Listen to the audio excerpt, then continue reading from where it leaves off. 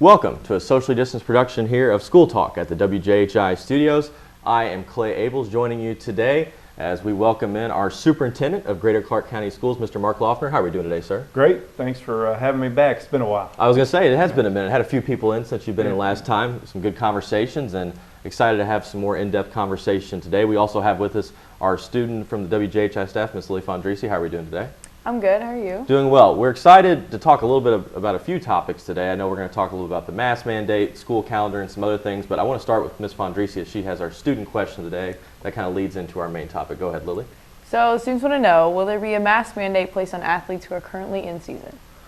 As we go into this winter season, most events are indoors, of course, so as far as the athletes that are competing are concerned, when they're on the floor competing, they're not going to have to wear a mask, obviously. When they come off the floor, go to the bench, we're going to ask them to put a mask on. The other thing that we're adapting to this winter for indoor events is fans, student section, it will be optional, okay? But we felt like it was necessary for our athletes, when they're not competing on the floor, they should be wearing a mask, on the sideline. And the main reason for that is we don't want them to be quarantined. We want them to be able to compete, and if they're all wearing a mask on the sideline, the likelihood of them having to be quarantined is very low, so they can keep competing and not get involved in the whole quarantine and miss participation in the events. All right, hand it back to you, Claire. Lily, thank you. And I want to, going forward with this, talking a little bit about with our mask policy. I know you've seen a lot of school systems around here, Mr. Laughner, have moved to no mask policy. What's the status for that with us at Greater Clark County Schools? Do you plan on moving to a mask policy where we're going to have no masks in the future? What's kind of the guidelines for that going forward? Yeah, you are starting to see a lot of districts in this area and also up around Indianapolis going to the mask optional again. We're not ready to do that yet. And the reason why is we want our kids in school. We don't want to go back to what happened at the start of the school year where we were quarantining tons of kids and had kids out of school. We feel like, number one, we need to keep our mask mandate in place for a little longer so that we're not quarantining a bunch of kids. Also, we need to keep it in place so we give kids the age 5 to 12 group, the age 5 to 12 group, we give them the opportunity to get vaccinated. And also we give our staff the opportunity to get their boosters, and so there's no one in Greater Clark that wants to go back to mask optional more than I do, but when is the correct time to do that? To me right now, and the board agrees, now is not the right time to do that. With the vaccinations going on of kids that are 5 to 12, with adults getting boosters, and also we're getting ready to move into the flu season. And last year, if you remember, our biggest increase in positive cases last year was in August when we started school, and then in January when we came back to school. So for us, it doesn't make sense to take the mask mandate off yet, and because we're getting ready to go into flu season, because we want to give all those people the opportunity to get vaccinated. The time will come. We're hoping at least to make it through the end of January, into February, and then see where the cases are. Last thing we want to do is go to mask optional right now, and then we come back after Christmas break in January, and we have a bunch of cases, and we're quarantining tons of students again. We don't want to get into that mess again. We want our kids in school. For you, I know this segues perfectly to what you were talking about here with COVID in the winter. I know there's a lot of factors that come into running schools in the winter, now with COVID in the fact. Do you take any different precautions we get to the winter? What do you discuss with, say, Dr. Yazel? I know he's a part of our health council here. When the cases rise in the winter, is there a potential of that again this year? What's kind of the idea of, hey, we need to be aware of some options or backups we may need to if we get into November, December, January? We're planning for the worst, hoping for the best, and that's what we're doing. Now, as far as what we're hearing, I will tell you we're not hearing a whole lot about will there be another wave, in the wintertime. The thing we're hearing the most about is that this is going to be a rough flu season, just regular flu. And haven't heard a lot about COVID and the Delta variant, and is it going to come back through everybody again in December, January. So we're just going to let it play out. Like I said, we want to get back to mask optional as soon as we can. But we don't want to get back to a point, say starting in January when we come back to school, where we have to do what we did in August, where we were quarantining 1,000 kids a week. We don't want to go back to that. We're down to around 350, 400 students that we're quarantining a week now versus 1,000. And that's good because kids are in school, they have a routine going, and we want to keep that going. Moving off the topic of COVID, but staying in the winter theme, I know for every school system you have to watch out for winter weather. That's a big part. I notice all the time whenever there's a school cancellation or a 2-hour delay, everybody goes, well, how did they come to that decision? When you all make a decision to cancel school or make a 2-hour delay, let's start with that.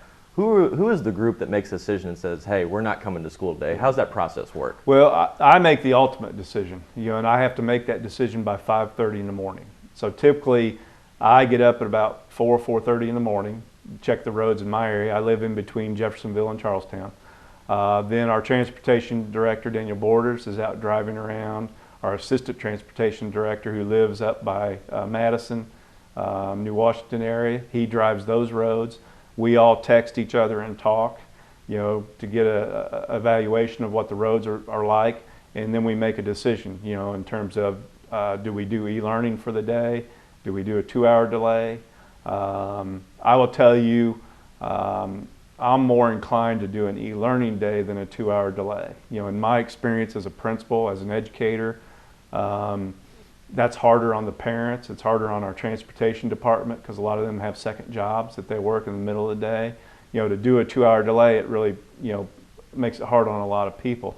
To just make the decision to go to an e-learning day, is a little easier, I believe, on the parents, especially if we can let them know the night before. It's my goal as a superintendent, especially if the weather forecast is for something to come in overnight or first thing in the morning, that we try to make that decision the night before so parents have time to plan for what they're going to do with their child. And so that's sort of the process. There's a lot going on between 4:30 and 5:30 in the morning, a lot of conversations that I'm having with different people, and then we make a decision by 5:30 in the morning. I think you partially answered my next question, but now, Greater Clark, a few years ago, I think when we first started the show, we talked about how being ahead of the curve with the e-learning days for winter, and now COVID certainly being a factor. But sticking with the winter days, do you think now, being a superintendent, and you'll see more schools potentially do this, do you think we're going to be more inclined to move to e-learning instead of 2-hour delays just because of the convenience part of it, I guess is what you were talking a little bit about?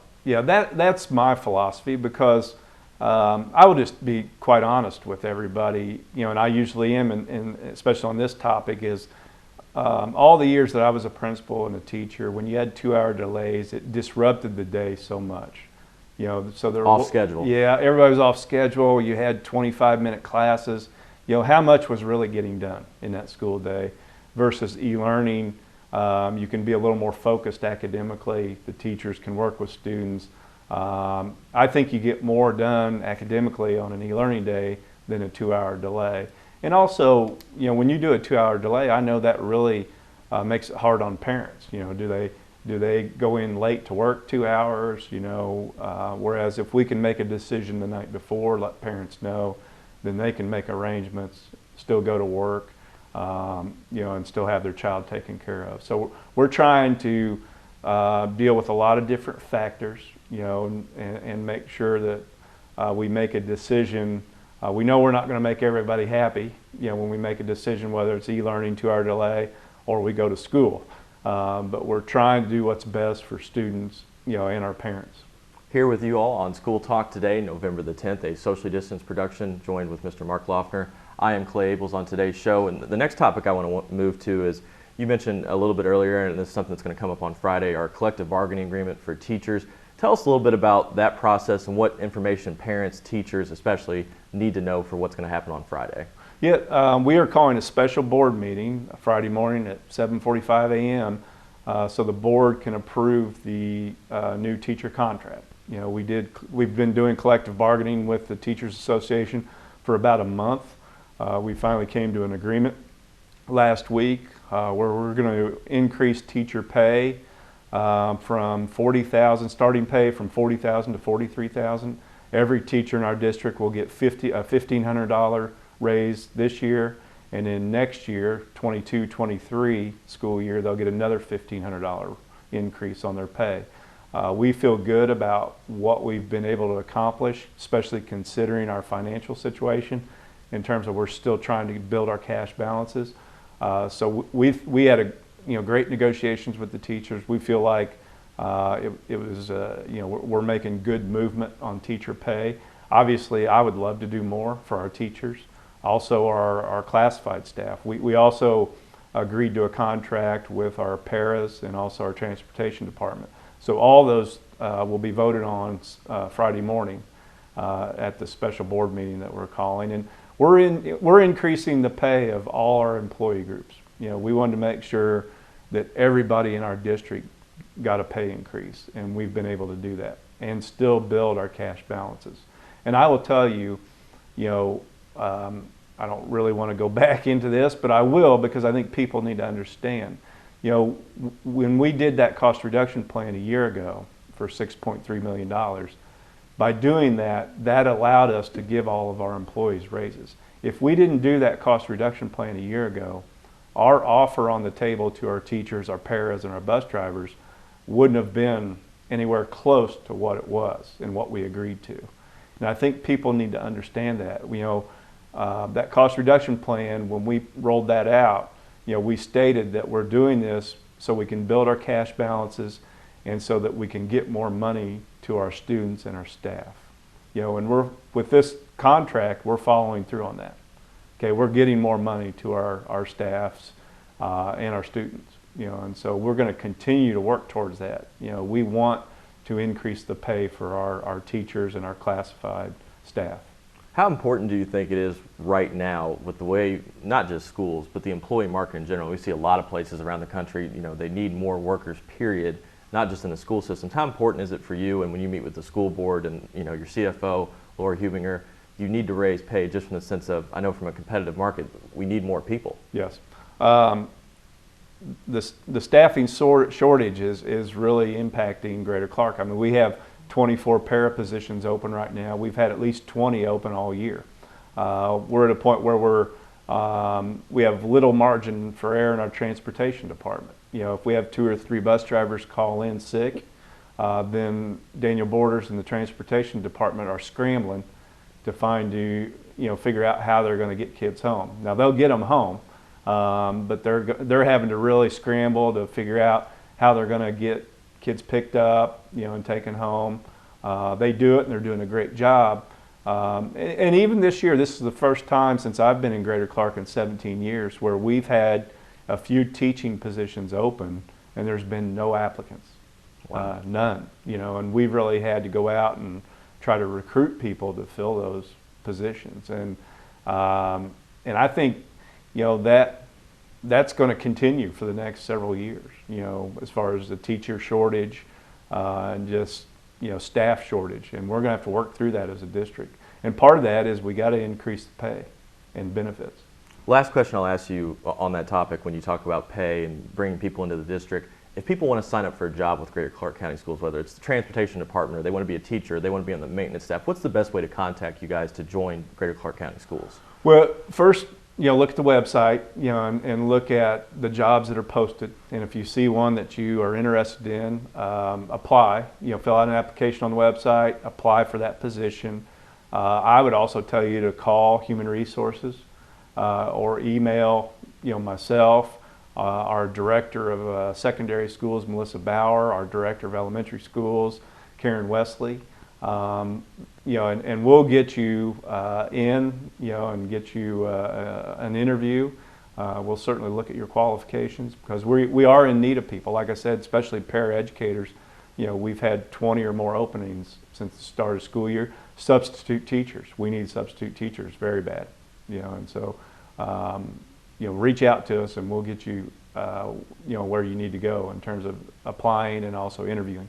That's great information for people looking for jobs here in Greater Clark County Schools, so make sure to stay tuned into that. My last topic for you today, I know it came out last night, was the school calendar for the 2022-2023 school years.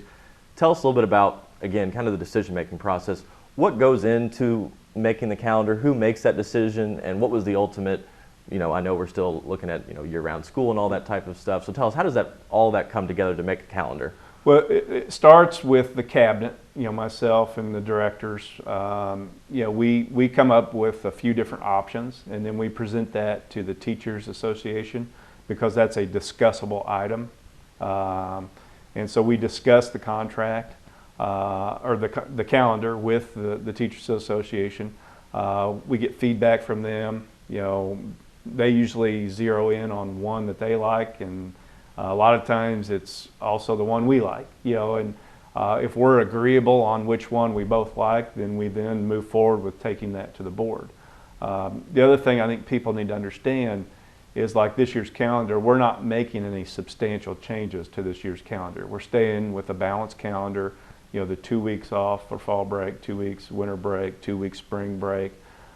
If we were ever to make substantial changes, like maybe going away from the balanced calendar, we would survey, parents, teachers, to make sure that we wanted to go away from that balanced calendar.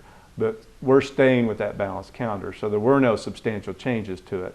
The other thing people need to understand is we're aligning our calendar very closely to New Albany-Floyd because of Prosser.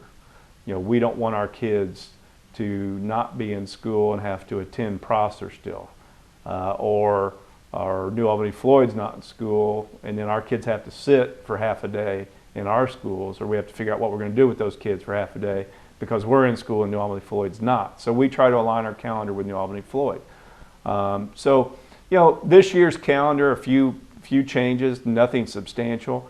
We are in next year's calendar, in 22-23, we're going to go to school on Oaks Day. No other districts were taking Oaks Day off except for us, so we're going to go to school in 22-23 on Oaks Day. We're also going to go to school on President's Day. It was an e-learning day, but we feel strongly that students need to be in school on that day just because you're leading up to state testing, standardized testing, the ELearning test.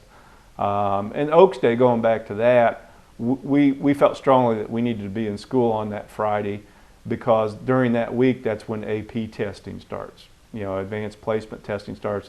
And we're already doing e-learning on Election Day on that Tuesday, and we didn't want to be off 2 days in that week because of, number one, AP testing. Also, that's the last week of the standardized testing window for ELearn. And you can't afford to not have those days for makeup tests. We need kids to be in school to make up the ELearn test for the kids that are in kindergarten or 3rd through 8th grade. So the other big change, we're moving graduation to during the week. We're going to do a graduation at New Washington on Tuesday. The graduation at Charlestown will be on Wednesday evening. The graduation at Jeff High will be on Thursday evening. Many people may ask, well, why are you doing that? Why are you changing it from Friday, Saturday?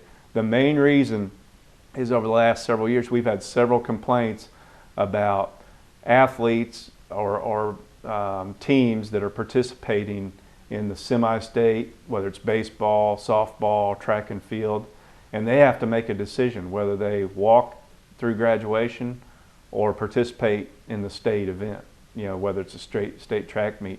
And we don't want kids to have to make that decision. They shouldn't have to make a choice whether they can walk through their graduation or go participate in the state track meet. So we just felt like it was a good move to move it to that Tuesday, Wednesday, Thursday. Then each school has their individual night for graduation. And we realize some people may not like that. It's a change, we understand, but we want to make sure all those students in the past that have had to make that tough choice not to go to graduation and go participate, in a semi-state softball or semi-state baseball or track event, they're not going to have to make that decision anymore. They can walk through their graduation and still participate in their event. So Mr. Laughner, as we wrap up here today, I know we've covered a lot of different topics. Anything you want to end with to say to the community or people listening? I know we're getting to the end of this first semester here, so a lot of information to come, I know, the next couple weeks. No, the semester started out very unique and chaotic. We thought we were going to start out with a normal start to the school year, and obviously that wasn't the case because of COVID. I will say that things have calmed down. I think our teachers, our principals, our kids have done a great job, really settling into a routine, and getting into following the policies and procedures of our district. And things are going pretty well right now, you know, and so we want to keep that going, you know, and I hope that if there's any issues out there, parents reach out to us and call us, email us, and we'll try to take care of the issue. Well, Mr. Laughner, appreciate you coming in. Hope to have you back in soon. And like I said, try to stay track here. I know there's a few weeks left in the semester. I know very busy. I know you just came in off a panel on the way in here, but excited to have you back in. Thank you. Appreciate it. That's Mark Laughner, our superintendent of Greater Clark County Schools, here joining us today on a socially distanced production of School Talk. I am Clay Abels, thanking you for joining us today. Reminder, if you want to watch School Talk, you can look at the School Talk program on Cable 184. It plays throughout the week. It also is played online on our social media channels through YouTube, Facebook, Instagram, and Twitter, and also played on audio through 98.5 FM and streaming audio on WJHI.com. For Lily Fondrisi and Mark Laughner, I'm Clay Abels saying so long, and thank you for tuning in to School Talk here on November the 10th. This has been 98.5 WJHI, LP Jeffersonville, home of the Red Devil Network.